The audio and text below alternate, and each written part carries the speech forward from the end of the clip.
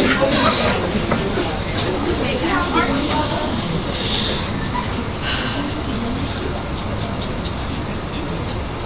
the hell do you think you are to say you understand me? My life isn't a mystery novel for you to unfold, to look through my ketchup-stained memories of a bastard child 15 years wrapped into transparent skin now.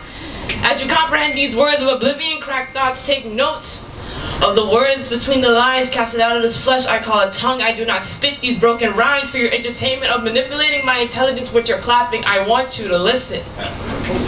Listen to the spaces casted out of a shallow soul, ripped jeans and music so loud you wouldn't understand, but these seem to only be mistakable characteristics of a misunderstood poet who is deaf.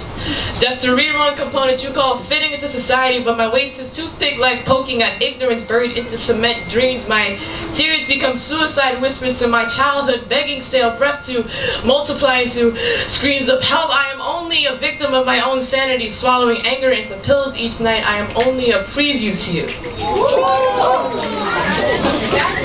My credentials are written in the back of my mind, the birthmark of battle scars implemented on this cold heart. My clothes are too tight to suffocate the shame I have placed on myself. You have no idea what it's like to be me. You have no idea what it feels like to wake up next to a stranger who you've known all your life, to accept that my name was never good enough to flow out of your rotten teeth. My legs showed burn marks that can never inflame my heart. Don't ever say you understand me.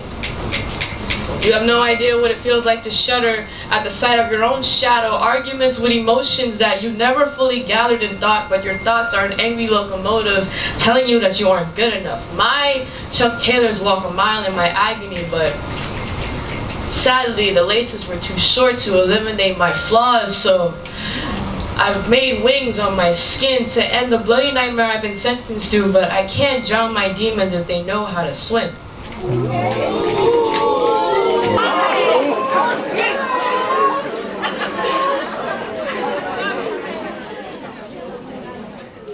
I am the example of monsters coming out of closets and under beds, because I've been laying in one someone else has been making for me, and coming out of closets seemed too cliche, so I've come up with strategic comebacks in the form of hyperboles. The swelling of calluses make black and blue only seem as the black ashes poured on these young girls' faces. 3 days of coming up with metaphors that will match your intellectual liking, but I refuse to stoop down to your level. I am terrified of letting people inside, to let fingertips intertwine through the madness of letters that will make her day, to let lips do what they do best, but romance fell off my lips as dragonflies filled my stomach, swarming through the delicate knots, making room for the L word to make form. You are more than welcome to enter the madness that I've created, but I do warn you. This C-section creation is someone who hasn't had their neck snapped by an umbilical cord, so I am a survivor of my own mind, and you are just a visitor about to get lost in my conscience. So if you really think you understand me, you have another thing coming.